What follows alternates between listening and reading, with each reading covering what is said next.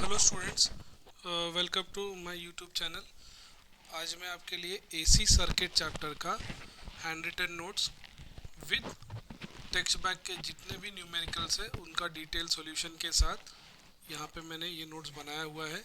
तो इसको आप एग्ज़ाम के लिए कॉपी कर सकते हो, रेफ़र कर सकते हो, पॉज करके इसको देख भी लेना अच्छे से। स्टार्टिंग में स्टूडेंट्स यहाँ पे कैन यू रिकॉल दिख रहा होगा आपको।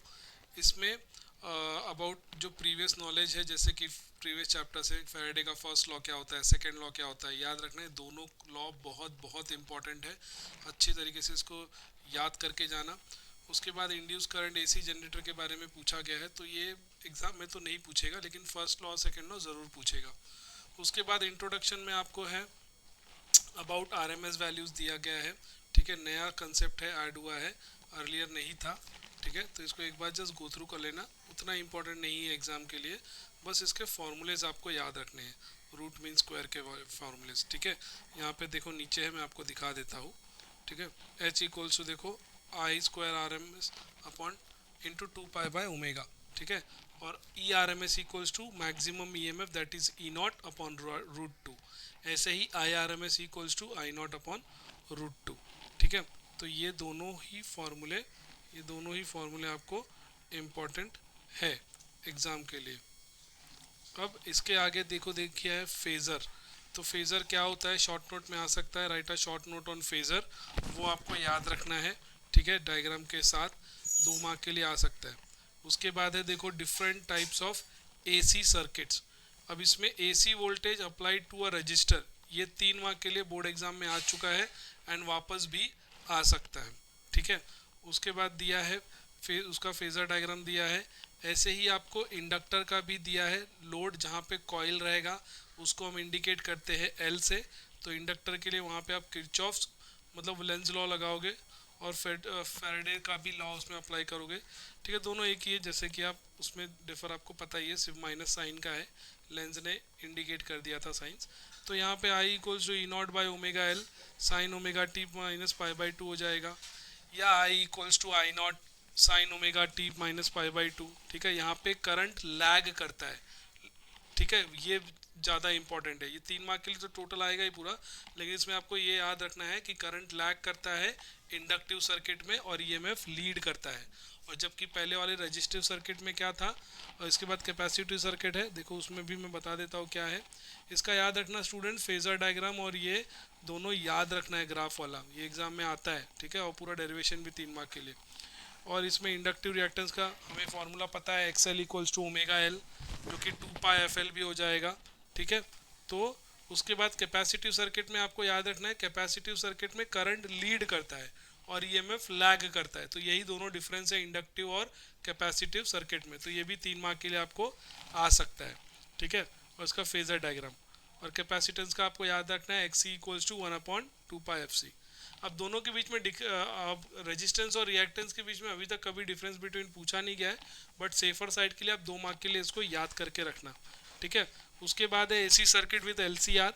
एलसीआर वाला 3 मार्क के लिए आ चुका है बोर्ड एग्जाम में प्रीवियस ईयर्स में। इम्पिडेंस जो कि आपको निकालना रहता है, पता है ना आपको, इंपॉर्टेंट फॉर्मूला √R² अब plus XL minus XC the square. तो इस पे डिपेंडेंट न्यूमेरिकल भी आते हैं और ये डेरिवेशन भी विद डायग्राम 3 मार्क के लिए आ चुका है। ठीक है, उसके बाद आपका आता है एलसी ऑसिलेशन। ये क्वेश्चन बोर्ड में अभी आया नहीं है लेकिन आ सकता है स्टूडेंट्स, इंपॉर्टेंट क्वेश्चन है, short note on LC oscillation 3 mark के लिए। ठीक है, उसके बाद आपको यहाँ पे इलेक्ट्रिक रेजोनेंस में आना है। इलेक्ट्रिक रेजोनेंस से क्वेश्चन आया हुआ है पिछले 2020 या 19 में, क्वेश्चन आ चुका है 3 मार्क के लिए, अबाउट सीरीज रेजोनेंट या पैरेलल रेजोनेंट, दोनों में से एक आया है। और इसी में आपको एक याद रखना है, जो सीरीज रेजोनेंस में आपका क्या होता है, यहाँ पे जो इम्पिडेंस होता है मिनिमम होता है और इसीलिए करंट क्या होता है, मैक्सिमम होता है। तो इसको हम सीरीज रेजोनेंस सर्किट को प्योरली रेजिस्टिव सर्किट भी बोलते हैं और एक्सेप्टर सर्किट भी बोलते हैं। एक्सेप्टर सर्किट क्या होता है, circuit which accept all the resonant frequency and reject other frequency.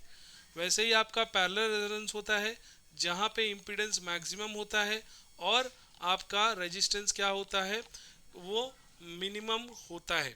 ठीक है, तो इम्पीडेंस मतलब आपका मिनिमम मैक्सिमम होता है और करंट आपका मैक्सिमम होता है। इसको हम रिजेक्टर सर्किट भी बोलते हैं। What is ejector circuit? Ejector circuit वो सर्किट है जो रेजोनेंस फ्रीक्वेंसी रिजेक्ट करता है, बाकी सारे एक्सेप्ट करता है। तो आपको रेजोनेंस का कंडीशन भी याद होगा कि रेजोनेंट एट रेजोनेंट जो ये होता है, क्या बोलते हैं, reactance, inductive reactance equals to capacitive reactance उसमें होता है। न्यूमेरिकल मैंने यहाँ पे टेक्स्ट बैक के विथ रिड्यूस सिलेबस सॉल्व किए हैं, तो आपको कोई कन्फ्यूजन नहीं होगा। जो एग्ज़ाम में जितना पढ़ना है सिर्फ वही न्यूमेरिकल मैंने यहाँ पे रखा है, ठीक है। इसको आप इसका स्क्रीनशॉट ले लेना या पॉज कर लेना, या मेरे इंस्टाग्राम चैनल पे आप आ जाना जो कि फिजिक्स नोट करके है, PHYSICSNOT, फिजिक्स नोट पे। वहाँ आपको सारे नोट्स मिल जाएंगे।